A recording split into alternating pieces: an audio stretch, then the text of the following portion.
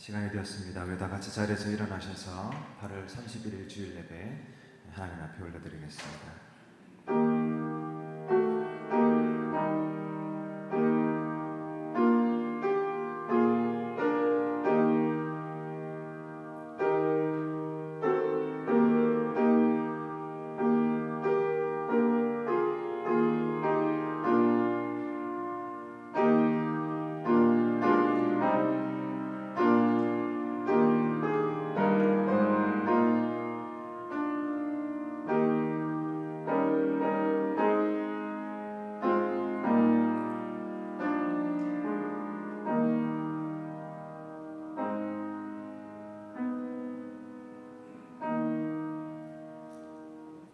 할렐루야. 여호와의 이름을 찬송하라. 여호와의 종들아 찬송하라. 여호와의 집 우리 여호와의 성전 곧 우리 하나님의 성전 뜰에 서 있는 너희여 여호와를 찬송하라. 여호와는 선하시며 그의 이름이 아름다우니 그의 이름을 찬양하라. 아멘. 아버지 하나님 감사합니다. 한 주 동안도 주의 은혜 가운데 살아가던 우리 믿음의 성도들 거룩한 주일 맞이하여 주님 예배하기 위해 이 한자리에 모였습니다. 이 시간 온 마음과 정성과 뜻을 다하여 하나님의 이름을 찬양하며 높여드릴 때에 주님 홀로 영광받아 주시옵소서. 또 하늘부터 부어주시는 하나님의 은혜를 덧입어 오늘도 예배 속에서 또 구원의 감격을 누릴 수 있도록 인도하여 주시고, 또 하나님께서 우리의 마음속에 새겨주시는 그 음성을, 그 진리의 말씀을 듣고 믿음으로 반응하는 은혜의 자리가 되도록 주님 인도하여 주시옵소서. 예수님의 이름으로 기도드리옵나이다. 아멘.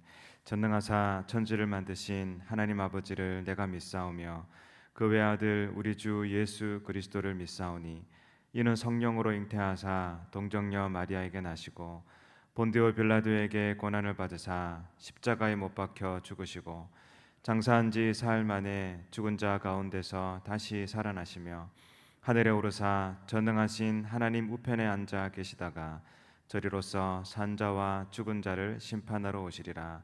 성령을 믿사오며 거룩한 공회와 성도가 서로 교통하는 것과 죄를 사하여 주시는 것과 몸이 다시 사는 것과 영원히 사는 것을 믿사옵나이다.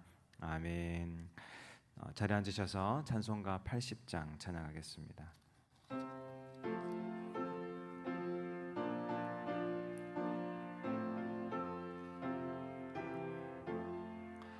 천지에 있는 이름 중 귀하고 높은 이름, 주 나시기 전 지으신 구주의 이름 예수.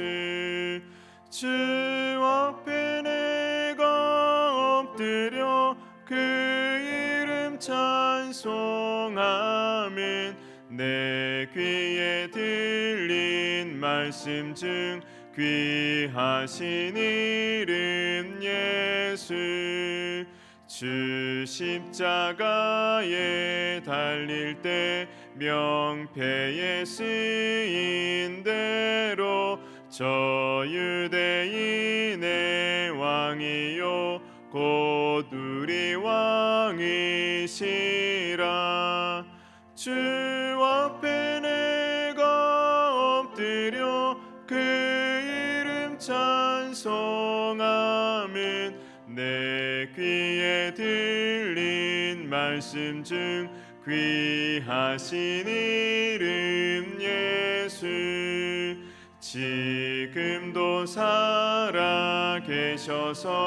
언제나 하시는 일, 나 같은 죄인 부르사 참 소망 주시도다.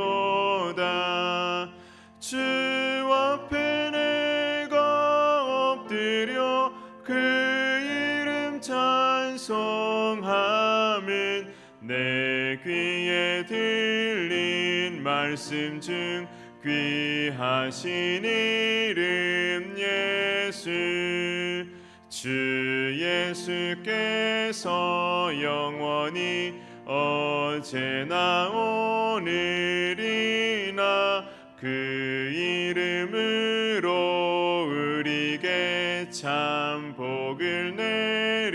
이신다. 주 앞에 내가 엎드려 그 이름 찬송하면 내 귀에 들린 말씀 중 귀하신 이름 예수. 아멘.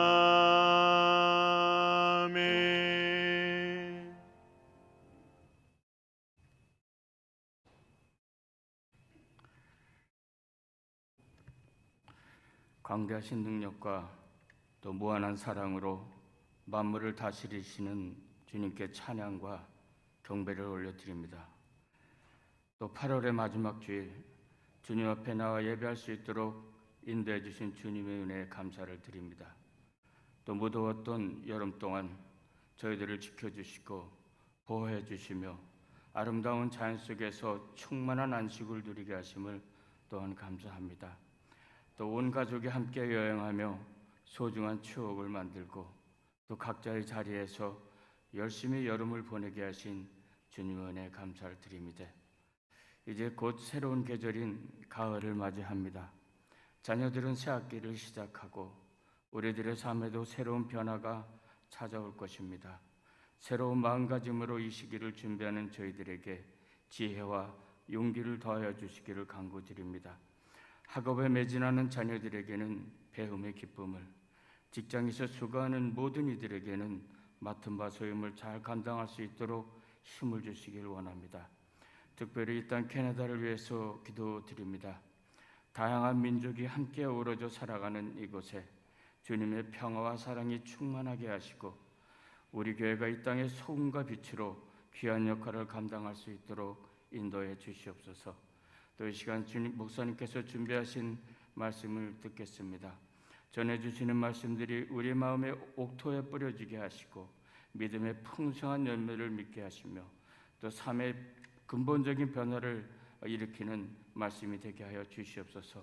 지혜와 통찰력을 더해 주셔서 말씀을 받는 저희들이 영적 상태와 깊은 필요를 정확히 이해하게 하시고 그에 맞는 은혜로운 말씀들을 선포하실 수 있도록 인도해 주시옵소서. 모든 말씀 예수님의 이름으로 기도드립니다. 아멘.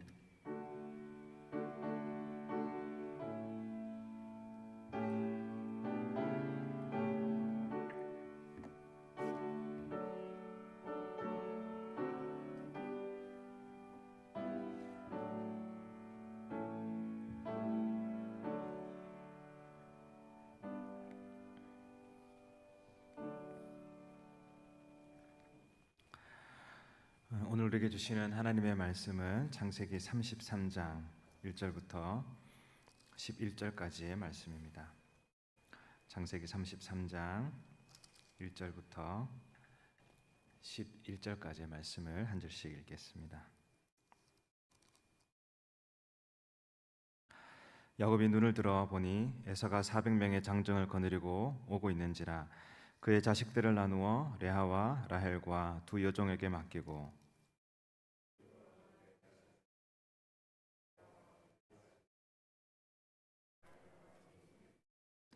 자기는 그들 앞에서 나아가되 몸을 7번 땅에 굽히며 그의 형 에서에게 가까이 가니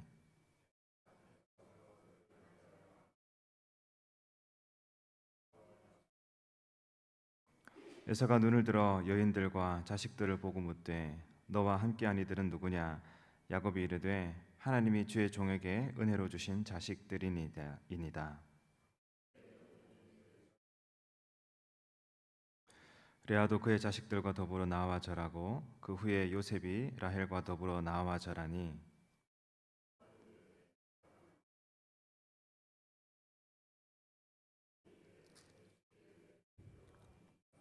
에서가 이르되 내 동생아 내게 있는 것이 내게 족하니 내 소유는 내게 두라.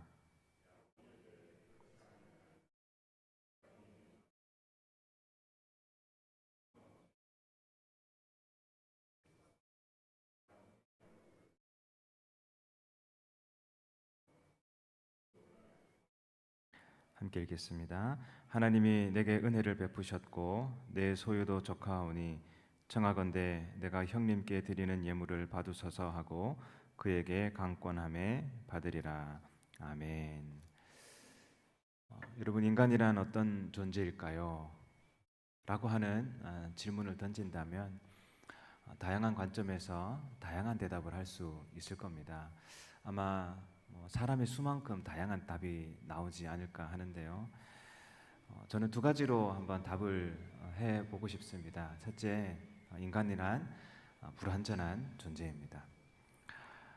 맞는 말이죠. 이 세상에 사는 사람 가운데 완벽한 사람은 존재하지 않습니다. 우리가 보기에 저 사람은 정말 완벽해 보이는 사람이겠다 싶기도 하고, 또 그렇게 완전함을 추구하는 사람들이 많이 있기는 하지만, 그러나 그럼에도 불구하고 누구에게나 한계가 있고 누구에게나 연약함은 있게 마련입니다.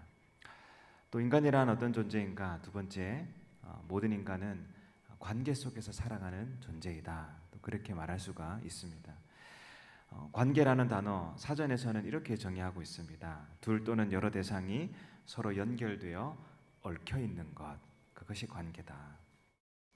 그렇기 때문에 의도적으로 무인도에 들어가거나 아니면 깊은 산속에 들어가서 홀로 살지 않는 이상 모든 사람들은 이런저런 모양으로 서로 연결되어 있습니다. 두 가지를 말씀드렸죠. 모든 사람은 불완전합니다. 그리고 그 모든 사람들은 다 서로 연결되어 있습니다. 이 두 가지를 결합하면 결론이 하나 나옵니다. 그렇기 때문에 인상이란 수많은 갈등의 연속이다. 이렇게 말할 수가 있어요. 물론 다른 사람과의 관계를 통해서 오히려 이전보다 내가 더 행복해질 수 있고 또 편안한 삶을 살아갈 수도 있겠지만, 기본적으로 우리는 크고 작은 갈등을 겪을 수밖에 없고 그것 때문에 서로 아파합니다. 이런 관점에서 보면 인간관계에서 빼놓을 수 없는 핵심적인 단어가 하나 있습니다. 그것은 바로 용서 혹은 화해라고 하는 단어입니다. 우리는 용서하거나 용서하지 않거나 또 용서받거나 용서받지 못하는 삶을 살아가고 있는 것 같아요. 남편과 아내는 서로를 사랑하지만 불완전하기 때문에 서로의 연약함으로 인해 아파합니다. 상처를 주기도 하고 상처를 받기도 합니다. 자녀의 관계도 마찬가지입니다. 생각해보면 참 저는 하루에도 몇 번씩 아이들을 용서하기도 하고 아이들에게 용서를 받을 때도 있습니다. 물론 이제 그런 관계들도 있고요. 또 뭐 형제 자매의 관계나 친구와의 관계도 그렇습니다. 그래서 인생을 살면서 가장 괴로울 때가 언제냐? 용서가 안 될 때 참 괴로운 것 같아요. 용서는 해야 되는데 진짜 마음으로는 되지 않아요. 그러면 마음이 괴롭고요. 또 용서받지 못할 때입니다. 내가 잘못한 게 있어요. 용서는 받아야 되는데 용서해주지 않을 때, 그러면 얼마나 마음이 힘든지 모릅니다. 내 실수와 잘못을 상대방이 용서해주지 않는다면 그 사람이 계속 시선을 피하거나 아니면 화난 표정을 짓고 있는다면 아무 일도 손에 잡히지가 않겠죠. 반대로 언제 마음이 참 평안합니까? 화해할 때, 용서받고 또 용서할 때, 참 그때 마음이 평안이 찾아옵니다. 이것은 모든 사람에게서 발견할 수 있는 모습이고 삶의 중요한 주제입니다. 그래서인지 가만히 생각해 보니까 우리가 보는 영화나 드라마에 빠지지 않고 나오는 주제가 용서 혹은 화해예요. 대부분의 스토리가 앞부분에는 다 갈등이 중심입니다. 계속 갈등을 하다가 클라이막스에 딱 올라가면 어떻게 돼요? 용서하고 화해하는 것으로 끝나는 것이 대부분이에요. 이 주제를 빼놓고 영화를 만들 수 없고 또 이 주제를 빼놓고 인생을 이야기할 수 없는 것 같습니다. 오늘 우리는 그런 영화의 한 장면 같은 이야기를 읽었습니다. 용서받지 못할까 전전긍긍하다가 마침내 용서받고 눈물을 흘리는 한 사람, 또 오랜 세월 분노와 증오 가운데 살았지만 이제는 모든 것을 다 내려놓고 화해의 손을 내미는 한 사람의 모습을 보게 되는데, 이 두 사람을 보면서 오늘 우리에게 또 도전하시고 또 위로해 주시는 하나님의 은혜들을 함께 나누기를 원합니다. 여러분이 아시는 것처럼 고향으로 돌아가는 야곱의 발걸음은 가볍지 않았습니다. 형 에서가 400명의 군인을 데리고 자기를 향해 달려오고 있었기 때문이죠. 이게 자기를 죽이러 오는 것인지 아니면 환영하러 오는 것인지 알 수는 없습니다. 하지만 칼과 창으로 무장을 해서 말을 타고 달려온다라는 얘기를 들었을 때 이거는 분명 나를 죽이러 오는 게 분명해 보인다. 나중에 이제 본문을 보면 이 죽이러 오는 게 아니라 호위하기 위해서 형이 온 거잖아요. 근데 야곱의 입장에서는 형이 나를 죽이려고 하는구나. 충분히 그렇게 이해할 수 있겠죠.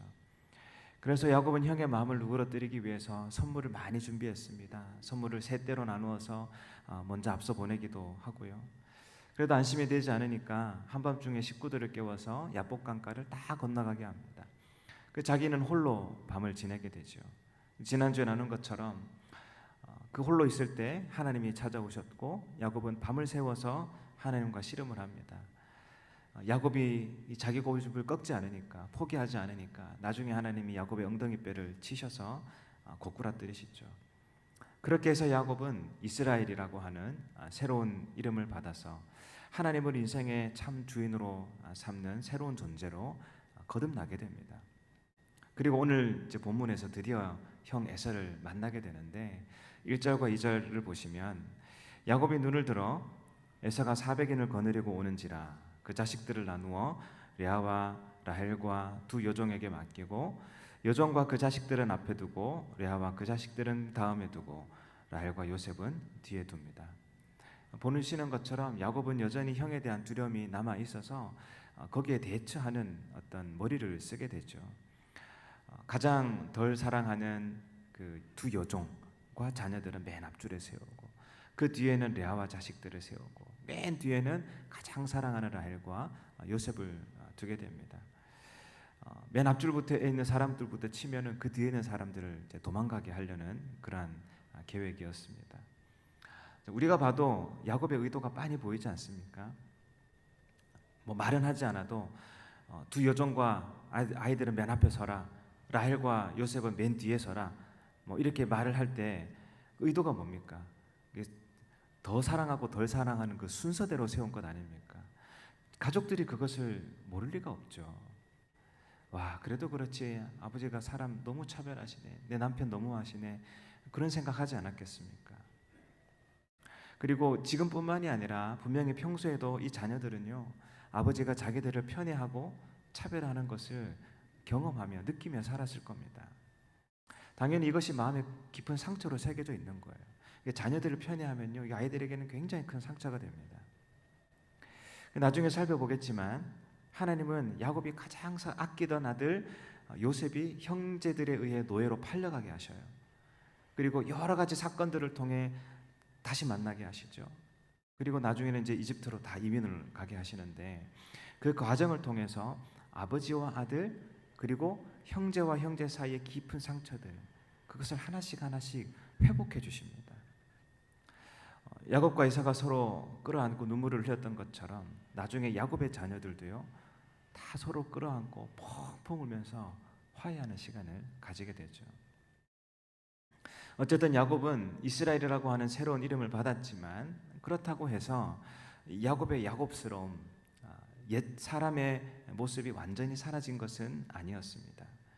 마치 우리가 예수님을 영접함으로 말미암아 하나님의 자녀라고 하는 새로운 신분을 얻게 되었지만 그러나 우리 안에는 여전히 옛 사람의 모습이 남아있는 것과 같습니다.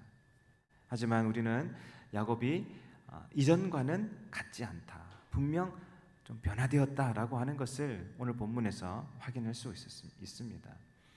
만약 예전 같았으면 야곱은 어디에 서겠습니까?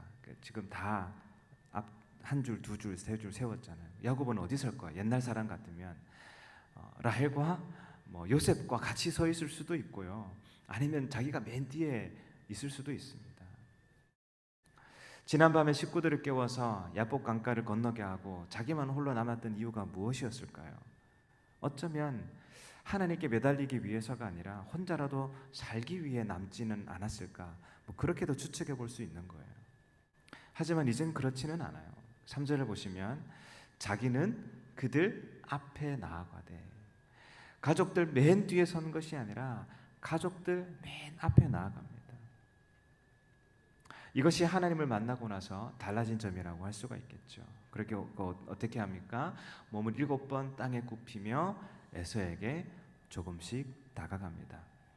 몸을 땅에 굽혔다라고 하는 것은 이 원어로 보면은 바짝 엎드렸다라는 거예요.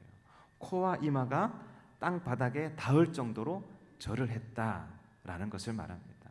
납작 엎드려 큰 절을 한 것입니다.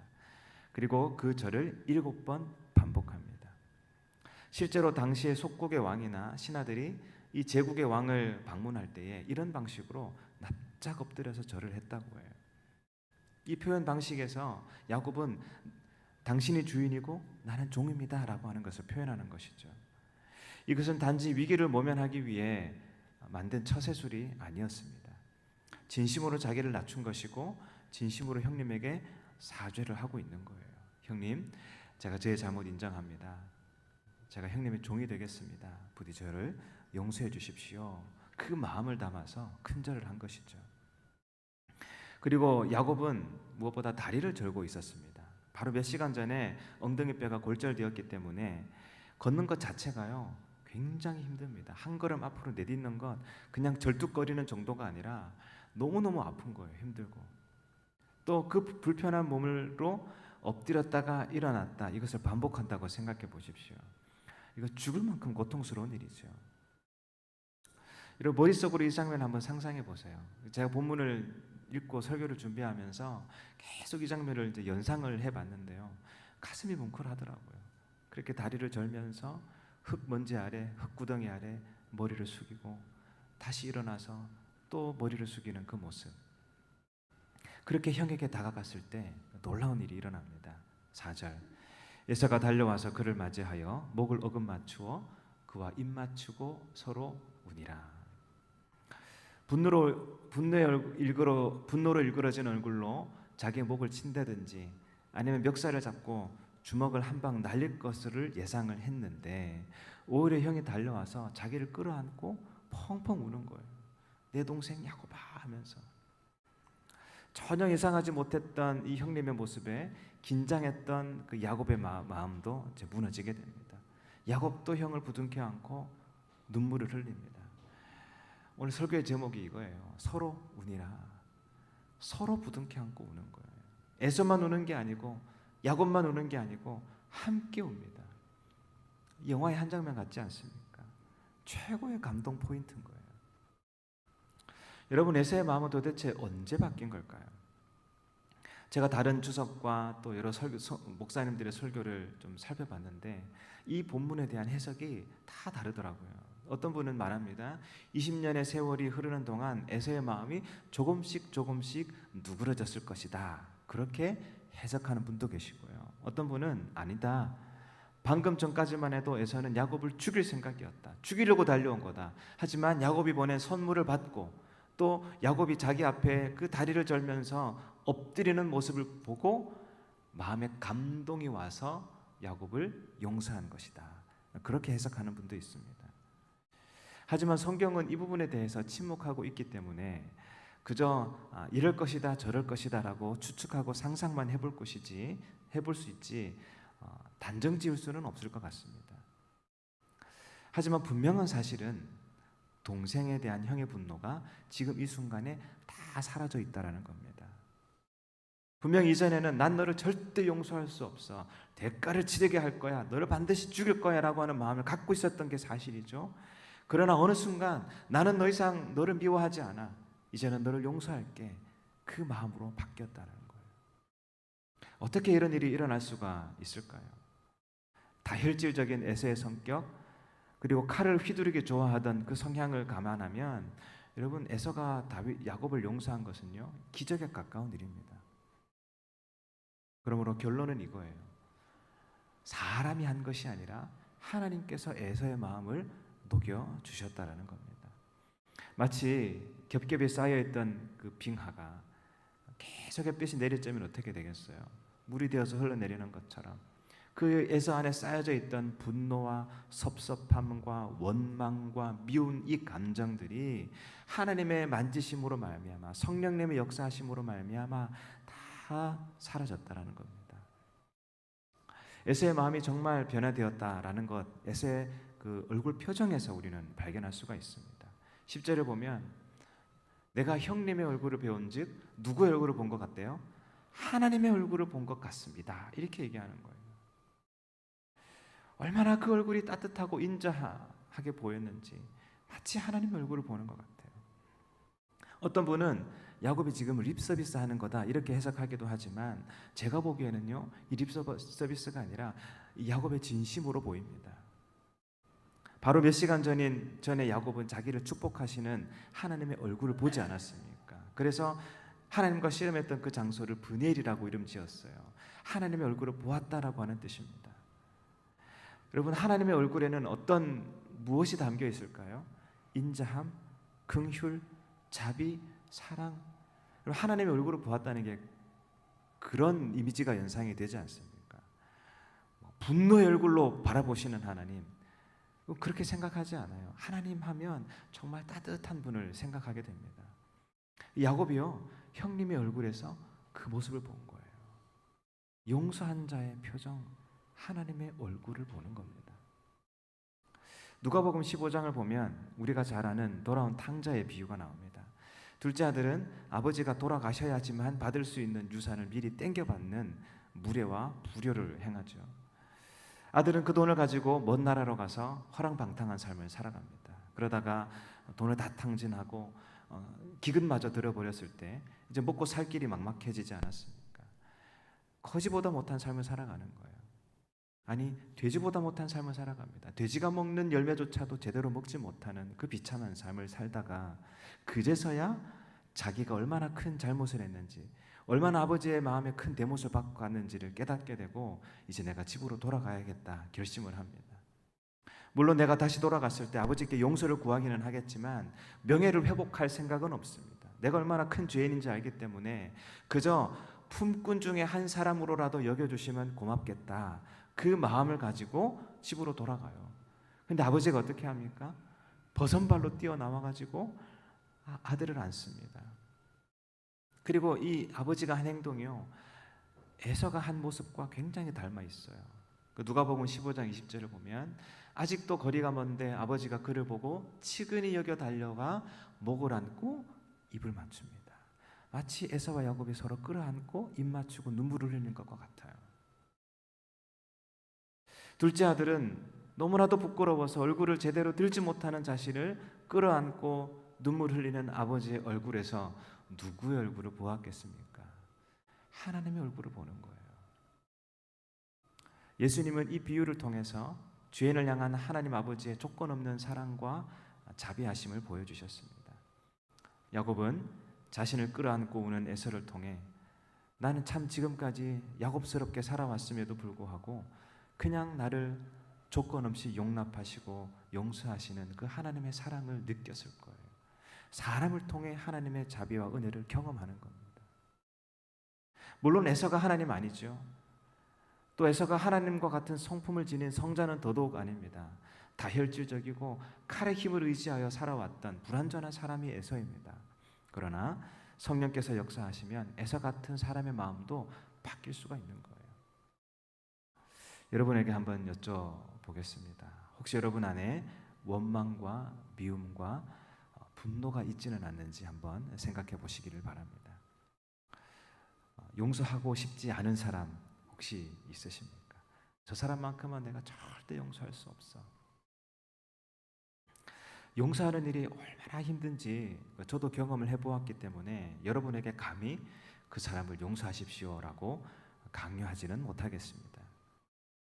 성경의 많은 가르침 중에 교훈 중에 가장 실천하기 어려운 교훈이 뭡니까? 용서하는 거잖아요. 원수를 사랑해라. 70번씩 7번이라도 용서해라. 이런 말씀을 들으면요, 그렇게 마음이 부대낄 수가 없어요. 목사님, 다른 말씀은 내가 좀 지킬 수 있을 것 같은데 이 말씀, 용서하라는 말씀은 내가 정말 실천하기 어렵습니다. 용서가 안 됩니다 라고 하소연하는 사람들이 있습니다. 평소에는 잊고 있다가도 그 사람만 생각하면요 막 혈압이 확 올라와요. 또 그 사람의 이름만 들어도 가라앉아 있던 섭섭함과 그 분노와 미움이라는 감정이 확 올라옵니다. 왜 진흙이 그렇지 않습니까? 그 컵에다 물을 담고 그 안에 불순물이 같이 있는데 그걸 가만히 놔두면 어때요? 가라앉잖아요. 그러면 물은 깨끗해 보여요. 하지만 한번 확 뒤흔들어 버리면 그 물은 금방 탁해집니다. 우리 마음이 그런 것 같아요. 용서하지 못하면요, 10년 전, 20년 전에 있었던 일이라 할지라도 어느 순간 내 마음을 흔드는 사건이 일어나면 나도 모르게 그 숨어있던 앙금들이 확 올라오는 거예요. 부정적인 얘기를 하게 되고 자꾸 그때 일을 끄집어내서 하나하나 따지게 됩니다. 그러면 아직 그게 해결되지 않았다는 얘기죠. 하나님께서 에서의 마음을 만져주셨던 것처럼 성령님께서 오늘 저와 여러분의 마음을 만져주셔야만 그 문제가 해결되는 겁니다. 사람의 노력으로 용서하는 것은 정말 힘든 일입니다. 그러나 하나님께서 은혜를 주시면, 성령께서 우리 안에 역사하시면 모든 미움과 원망은 눅놓듯이 사라질 줄 믿으시기를 바랍니다. 이 은혜는 나를 사랑하시고 또 내 죄를 용서하신 그 예수님을 깊이 만날 때에 경험할 수 있습니다. 그리고 그 은혜를 우리는 사모해야만 합니다. 그냥 안 보고 살면 되지 뭐, 그냥 이렇게 살면 되지 뭐 하고 덮어두지 마십시오. 그러면 그게 내 마음만 힘들게 할 뿐이에요. 내 마음의 병으로 자리 잡을 수 있습니다. 그렇게 하지 마시고 하나님의 은혜와 도우심을 구하며 화해와 용서의 길로 나아가시기를 바랍니다. 그렇게 할 때에 이분이 정말 용서했구나, 변화되었구나라는 것을 뭘로 알 수 있겠습니까? 정말 용서하는 사람은요, 특징이 있어요. 첫 번째, 더 이상 과거를 묻지 않습니다. 여러분, 에서가 야곱 만나서 뭐 합니까? 끌어안고 운 다음에 그냥 이제 빠이빠이 하고 헤어지지 않았겠죠. 저는 이제 생각해 보기를 서로 아마 몇 시간씩 한 1박 2일 정도는 앉아가지고 서로 식사도 하면서 못다한 이야기도 나누고 어떻게 살았는지 가족들도 소개하고 뭐 그런 좋은 시간, 1박 2일 리트릿 하는 시간 가지지 않았겠습니까? 그때 저는 분명히 생각하기를 에서가 야곱에게 과거를 따지지 않았다는 거예요. 야, 20년 전에 너 나한테 왜 그랬냐 도대체. 묻지도 따지지 않는 거예요. 왜냐하면 다 용서했기 때문입니다. 여러분, 하나님이 이런 말씀을 하셨어요. 히브리서 8장 보니까 내가 그들의 불의를 긍휼히 여기고 그들의 죄를 다시 기억하지 아니하리라. 기억하지 않겠다는 것은 과거의 죄를 자꾸 들춰내서 따지지 않겠다라는 거예요. 머릿속에서 이제 그냥 망각해버렸다는 말이 아닙니다. 이미 다 용서했는데, 다 지나간 일이 되었는데 그걸 과거를 들춰낼 필요가 없는 것이죠. 또 에서가 야곱을 용서했다는 것, 그의 얼굴을 보면서 알 수 있는 거예요. 용서한 사람의 얼굴에는요, 하나님의 얼굴이 보이는 겁니다. 요한일서 4장에 이런 말씀이 있어요. 사랑하는 자들아, 하나님이 이같이 우리를 사랑하셨은즉 우리도 서로 사랑하는 것이 마땅하도다. 이 사랑을 용서라고 바꿔도 괜찮을 것 같아요. 서로 용서하는 것이 마땅하도다. 12절 말씀, 어느 때나 하나님을 본 사람이 없으되 만일 우리가 서로 사랑하면, 만일 우리가 서로 용서하고 화해하면 하나님이 우리 안에 거하시고 그의 사랑이 우리 안에 온전히 이루어지느니라. 여러분, 이것을 바꿔 말하면 하나님을 볼 수는 없지만, 하나님을 본 사람은 아무도 없지만, 그러나 서로 사랑할 때에, 용서하고 화해할 때에 서로의 모습 속에서 하나님의 얼굴을 볼 수 있다, 이렇게 말할 수 있어요. 여러분, 다른 곳에서 하나님 보려고 애쓰지 마시고 서로에게서 하나님의 얼굴을 볼 수 있으면 좋겠습니다. 배우자의 얼굴에서 쉽지 않을 수 있지만 내 남편과 아내 얼굴에서 하나님의 얼굴을 볼 수 있는 거예요. 성도 얼굴에서 하나님의 얼굴을 볼 수 있었으면 좋겠고, 우리의 자녀의 얼굴에서, 부모님의 얼굴에서 하나님의 얼굴을 볼 수 있으면 좋겠습니다. 여러분, 용서하는 자가 되시기를 주님의 이름으로 축복합니다. 옆에 있는 분 보시면서 한번 이렇게 말씀해 보시겠습니까? 혼자 앉아 계신 분들이 계시는데, 혼자 앉아 계신 분은 뒤를 바라보거나 앞을 바라보시면서 이렇게 얘기해 보십시오. 당신의 얼굴을 보니 하나님의 얼굴을 보는 것 같습니다. 활짝 웃으면서 얘기하셔야 하나님의 얼굴을 보입니다. 서로에게서 하나님의 얼굴을 보는 은혜가 있기를 주님의 이름으로 축복합니다. 짧게 한 가지만 더 생각해 볼게요. 여러분, 우리는 에서처럼 누군가를 용서해야 될 때도 있지만 반대로 야곱처럼 누군가에게 용서를 구해야 할 때도 있는 거예요. 내가 하는 말과 행동이 누군가에게 큰 상처와 아픔을 주기도 하지 않습니까? 요즘에는 말도 하지만 메시지도 많이 보내요. 카톡을 주고받으면서 막 서로 상처받고 막 그러더라고요. 말 한마디가 그렇게 힘이 있는 거예요. 야복 강가에서 야곱을 축복하신 하나님께서 야곱에게 가장 먼저 주신 은혜는 다름 아닌 20년 전에 형에게 저질렀던 그 잘못을 깨닫게 하시고 뉘우치게 하시는 거예요. 야곱은 지금까지 자기가 한 행동이 형을 화나게 했다는 것은 알아도 내가 잘못했다라고 생각하지는 않았던 것 같아 보입니다. 그저 형의 칼을 피해서 살궁리만 했어요. 하지만 오늘 본문에서 야곱은 진심으로 형에게 용서를 구하고 있습니다. 다르게 말하면 자기의 잘못을 뉘우치고 있다라는 거예요.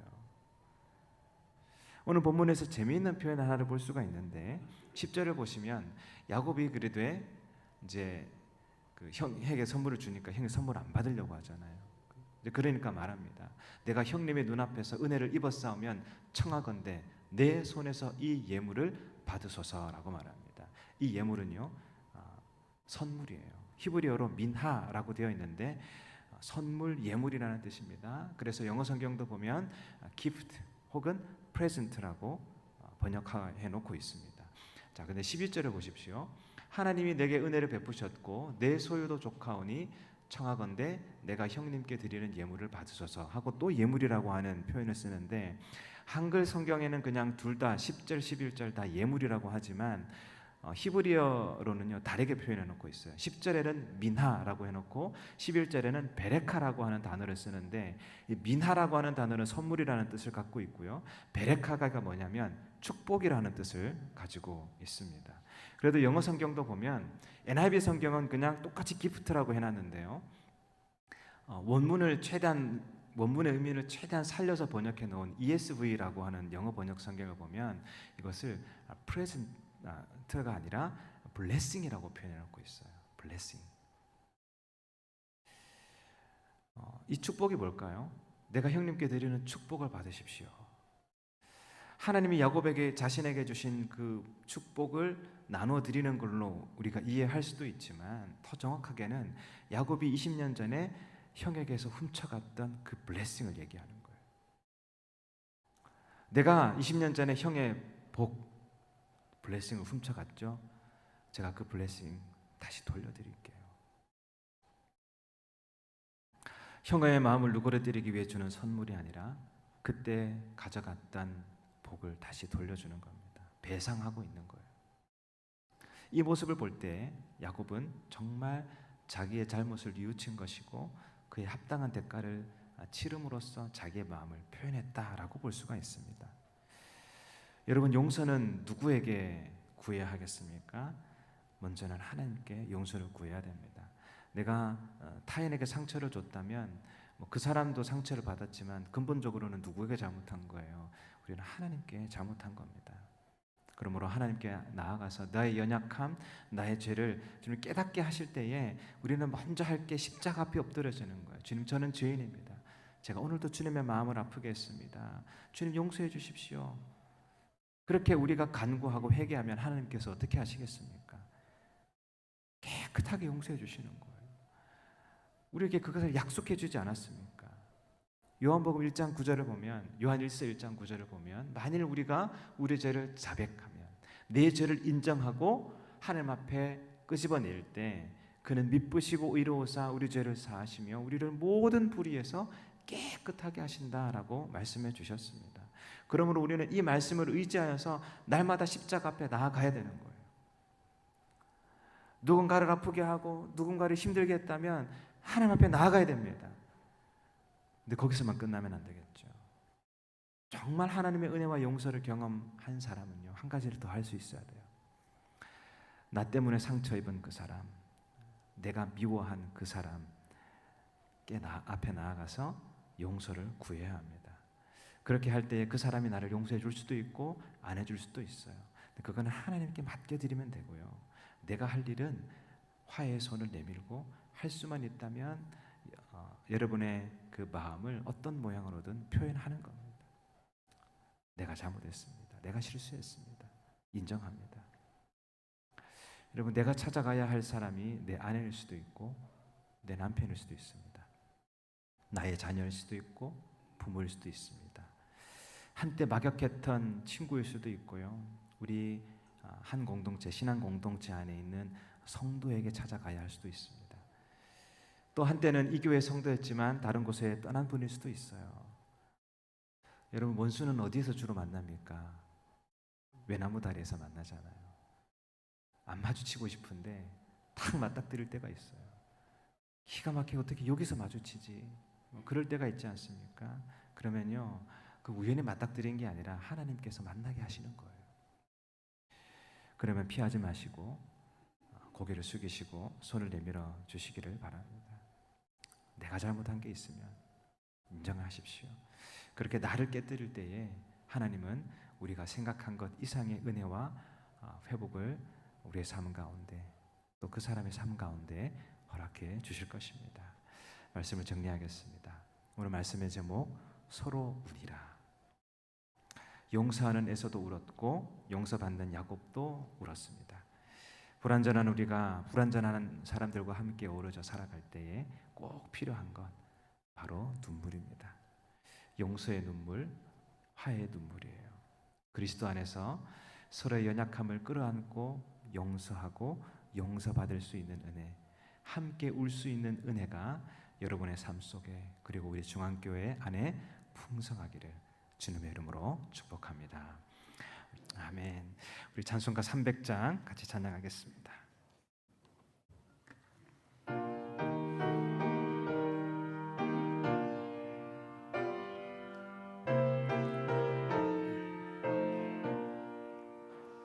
내 맘이 낙심되며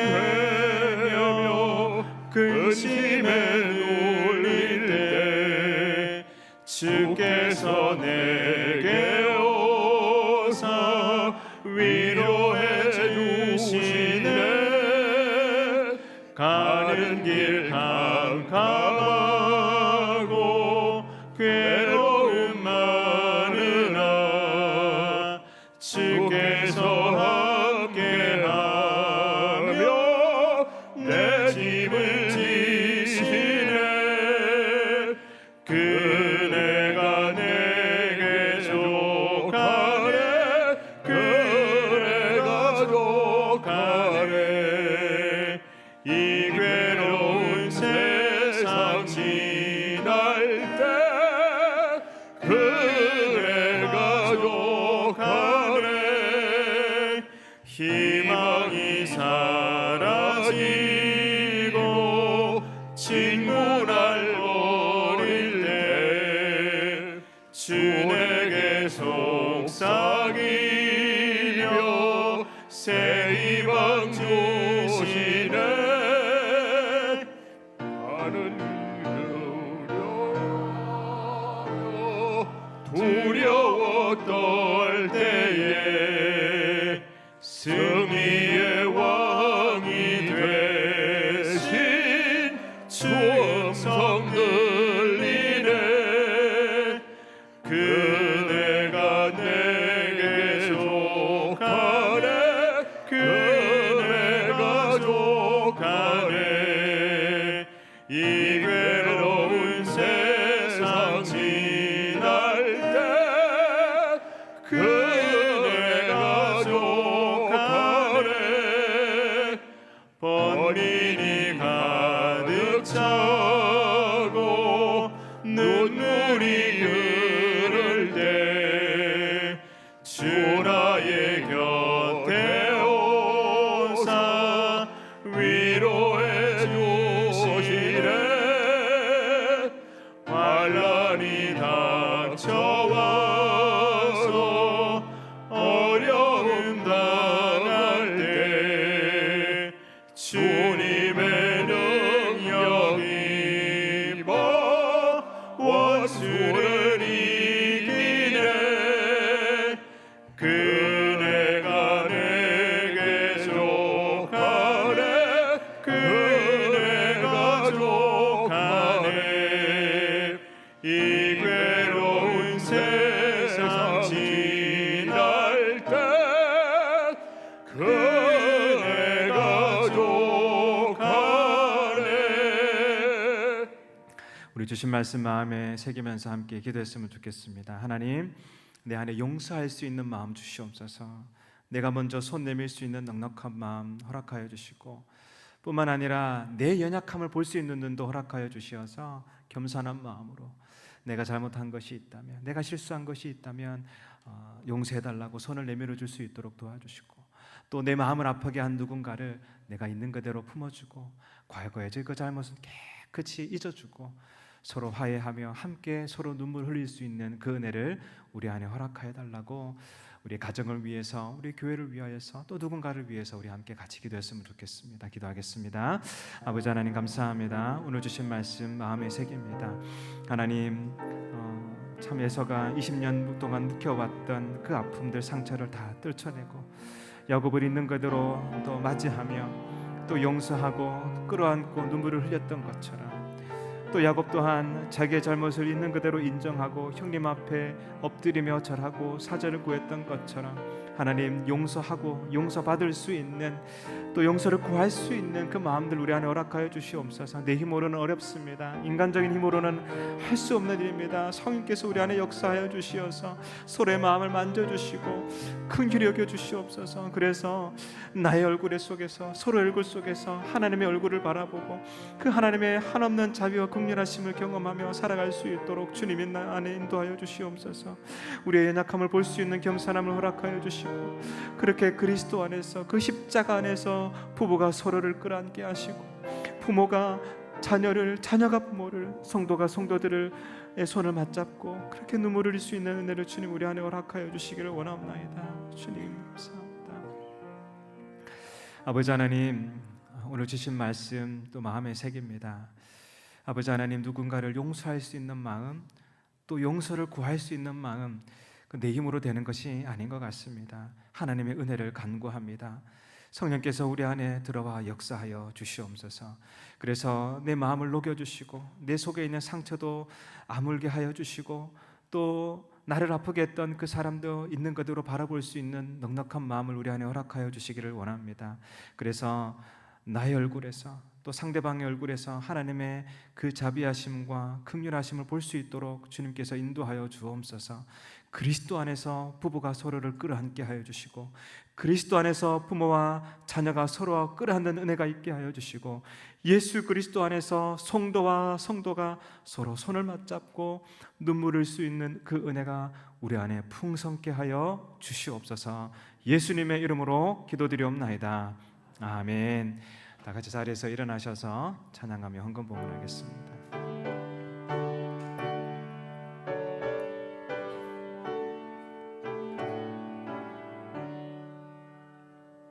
내게 있는 모든 것을 아낌없이 드리네. 사랑하고 의지하며 주만 따라 살리라. 주께 드리네, 주께 드리네. 사랑하는 구주 앞에 모두 드리네. 아버지 하나님, 감사한 거 믿습니다. 신방 감사합니다. 하나님, 이 시간 주님 앞에 예물 올려드립니다. 감사의 마음을 담아 또 하나님께서 우리의 삶 가운데 베풀어 주신 그 은혜를 기억하며 11조와 감사헌금과 또 선교헌금과 또 각종 이름으로 주님 앞에 이 예물을 드립니다. 하나님 기쁘게 받아주시고 이 예물이 오직 하나님의 영광을 드러내는 데만 귀하게 쓰여질 수 있도록 주님 인도하여 주시옵소서. 이 예물을 드리는 성도들 한 사람 한 사람 주님께서 그 인생을 붙잡아 주시고 길을 열어주시고 필요를 채워주시고 영가에게 강건함을 허락하여 주시고, 또 기도하고 있는 그 제목들마다 선하게 응답하여 주시옵소서. 이제 9월이 시작됩니다. 성도들의 가정 가운데 주께서 평강을 허락하여 주시며 직장과 일터 속에 풍성한 열매를 주시고, 자라나는 자녀들에게는 지혜를, 장성하여 흩어져 있는 자들에게는 아름다운 믿음의 가문을 이루어가는 축복을 허락하여 주시옵소서. 예수님의 이름으로 기도드리옵나이다. 아멘. 자리에 앉겠습니다. 마음이 급한 아이들이 있는 것 같습니다. 교회 소식 알려드리겠습니다. 우리 서로 앞뒤 좌우 바라보시면서 반갑게 인사 나누겠습니다. 서로 환영합니다. 반갑습니다. 네, 잘 오셨습니다. 이제 내일부터 9월이 시작이 됩니다. 9월에 우리가 함께 마음에 새길 말씀은 시편 126편 5절의 말씀인데요. 한 목소리로 읽어보겠습니다. 시작. 눈물을 흘리며 씨를 뿌리는 자는 기쁨으로 거두리로다. 시편 126편 5절 말씀. 아멘. 이 말씀 마음에 깊이 새기고 또 주시는 은혜를 따라 한 달을 살아가시기를 바랍니다. 성경 공부 안내 있습니다. 이번 주부터 화요일과 금요일에 이제 성경 공부가 시작이 됩니다. 신청하신 분들 우리 최지훈 목사님께 교재를 오늘 꼭 받아가셔야 됩니다. 안 받아가시면 이제 공부를 시작할 때 교재가 없기 때문에 오늘 꼭 받아가셔서 미리 예습을 해주시면 감사하겠습니다. 원래는 이제 주보에 구역 모임 광고가 나와 있는데요. 다음 주일에 구역 모임을 하려고 했는데 오늘 보니까 다음 주일에 다른 찬양대 또 행사가 있더라고요. 그래서 미리 그게 조율되지 못해서 광고가 나갔습니다. 죄송합니다. 구역 모임은 다음 주에 하지 않고요. 제가 따로 다시 공지를 하도록 하겠습니다. 양해를 부탁드립니다. 그리고 세례 입교 신청 받습니다. 유아 세례 입교 성인 세례 받기를 원하시는 분은 9월 14일까지 최지훈 목사님에게 신청해 주시면 감사하겠습니다. 안내 테이블 위에 신청서가 있으니까 적으셔서 박스에 넣으셔도 괜찮습니다. 9월 14일은 교회 설립 53주년을 기념하는 주일입니다. 2주 남아 있습니다. 기억해 주시고 또 기도해 주시면 감사하겠습니다. 마지막 순서로 이제 한글학교 장학금 수여식이 있는데요. 먼저 준비된 영상 보시고 장학금 수여하도록 하겠습니다.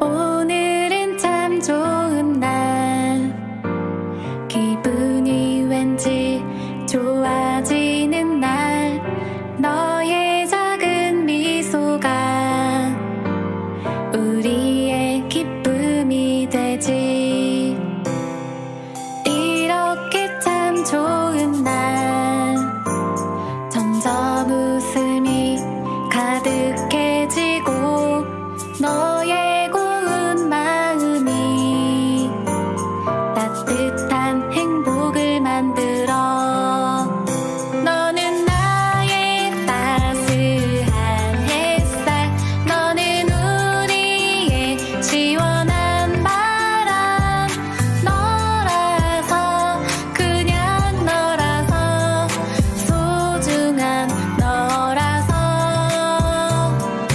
이 세상에 하나뿐인 난 특별한 선물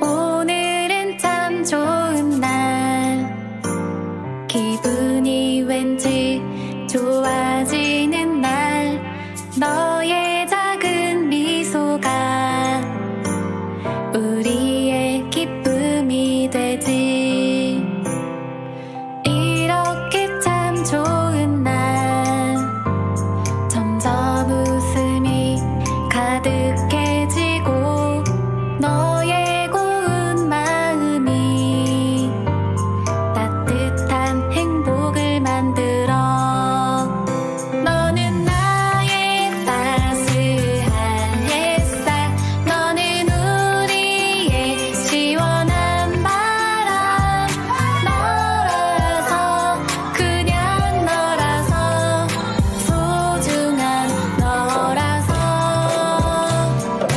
이 세상에 하나뿐인 난 특별한 선물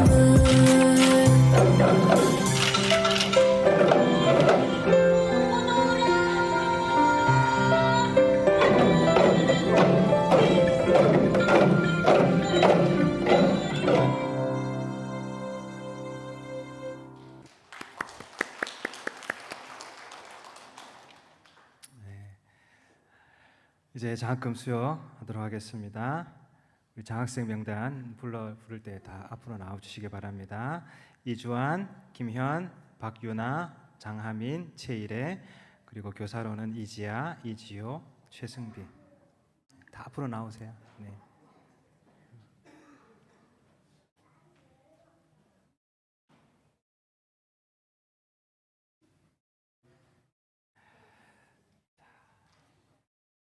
유나도 올라와. 네. 네, 우리 학생 5명 그리고 교사 3명 장학금을 드리도록 하겠습니다. 제가 최우수 학생 이주환입니다. 네, 우리 장학준서. 네, 장학준서 읽어드릴게요. 이름 이주환, 생년월일 2015년 10월 9일. 위 학생은 토론토 중앙교회 한글학교가 주최한 2025년 한국문화캠프에서 한국 문화에 대한 이해와 한글 학습이 우수하고 다른 학생들에게 모범이 되었기에 장학금과 함께 이 증서를 수여합니다. 2025년 8월 31일 토론토 중앙교회 담임 목사 최성은. 자, 주환이 잘했어.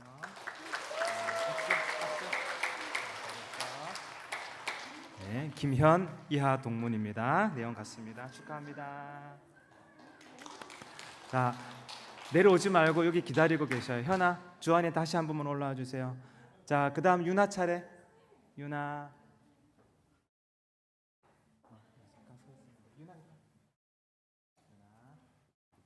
잘했어요. 그리고 장하민.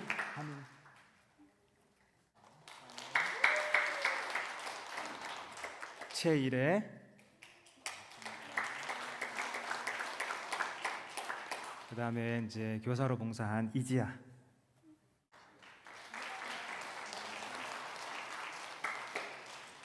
이지효.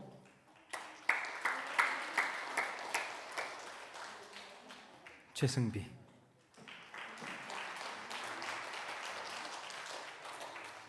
자, 한 줄로 서서 우리 성도님들 바라보면서 차렷 인사. 네.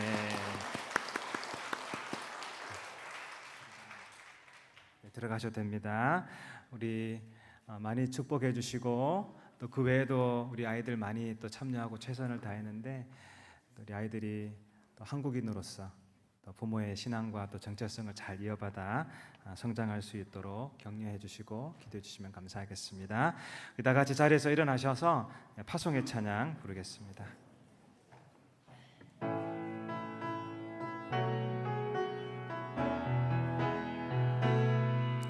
주 선한 능력으로 안으시네 그 크신 팔로 날 붙드시네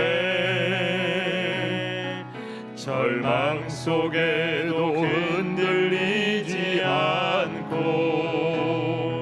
사랑하는 주 얼굴 보아이 선한 능력으로 일어서리 주만을 지하리 믿음으로 우리 고대하네 주 오실 그날 영광의 새날을 맞이하리 주님이 마신 고난에 쓴 잔을 우리도 감사하며 받으리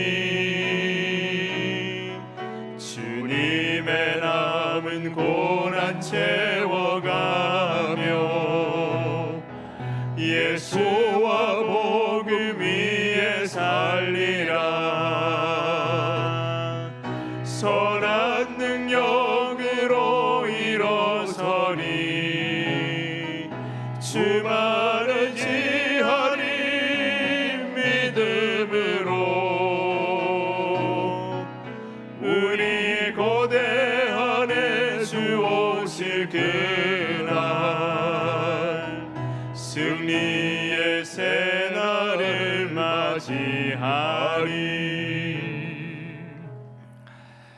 지금은 우리의 모든 죄를 깨끗이 씻어주시는 그 예수 그리스도의 은혜와 온전히 하나 되게 하시는 하나님 아버지의 깊고 넓으신 그 섭리와 또 사랑하심과 우리의 연약함을 깨닫게 하시고 회복으로 이끌어 가시는 그 성령님의 위로하심이 주신 은혜 가슴에 안고 삶의 자리로 돌아가는 또 성도들 위해 또 새로운 학기를 또 시작하는 우리 다음 세대 자녀들 위해 항상 함께 있을지어다. 아멘.